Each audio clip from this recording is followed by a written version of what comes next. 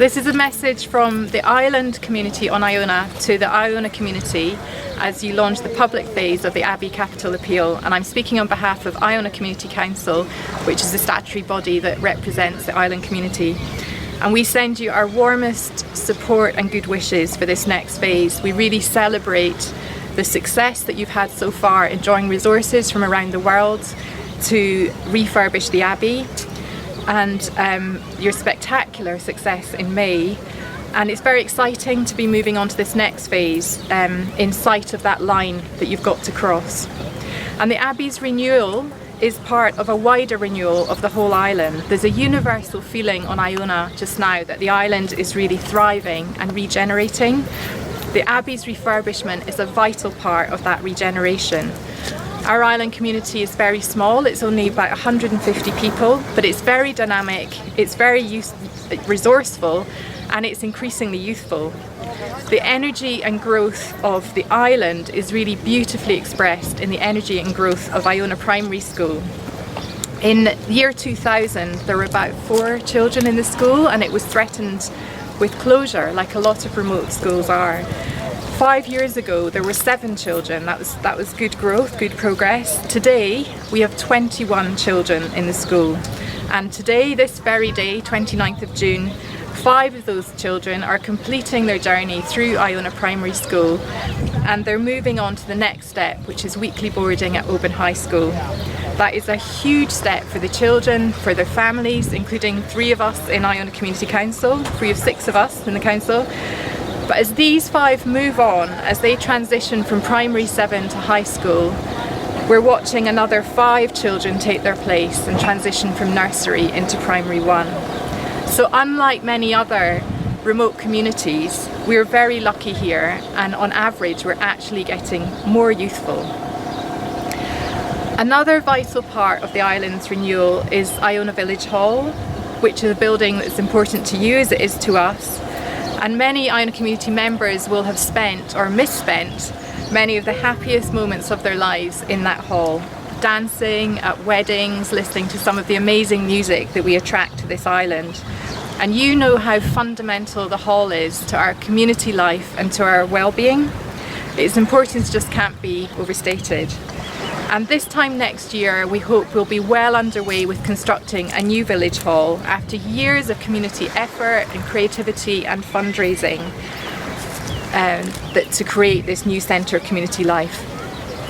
There's a very strong drive on Iona just now for a more sustainable future, which we know you also share with us, and the new hall is part of that, and so is the drive on Iona for renewable energy.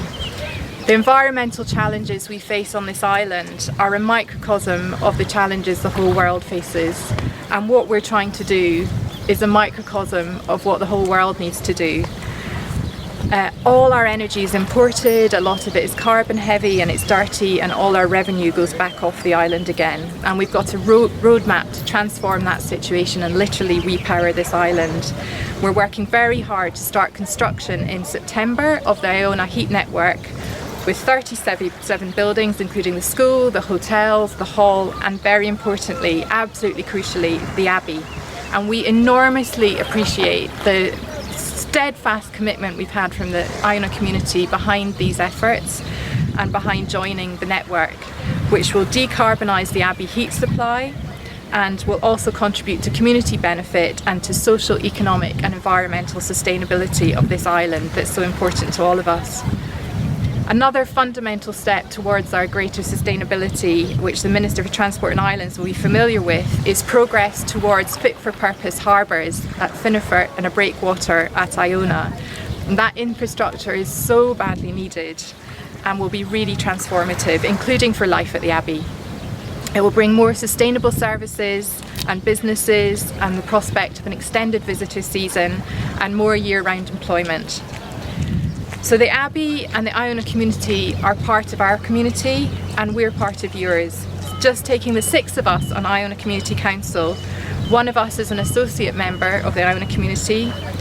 At least 2 of us are children of Iona community members whose connection with this island began through our parents helping to build the Abbey, rebuild the Abbey with George MacLeod in the 60s. One of us is Jane Martin, who was the Abbey Monument Manager for many years until last year. One of us is married to Anya, whose amazing talents with food nourish the Iona community members and visitors and the whole island. And one of us is married to Joanne, who is part of your Capital Appeal fundraising. We've really greatly appreciated the Iona community's renewed consciousness of the island community and the support that you've given us in our efforts to strengthen and protect this island and its community. And we support you. The refurbishment of the Abbey is good for the building and for its fabric, it's good for the Iona community and its members, but it will also turbocharge the Abbey's positive contribution to island life. It will buttress employment, it will strengthen partnerships, for example through the heat network, and it will really contribute to the energy and well-being of the island. So we're all very lucky to be part of these interdependent and complementary strands of renewal of buildings, of purpose and of community. We wish you every success and we'll be cheering you on as you cross that line and open the Abbey's doors again.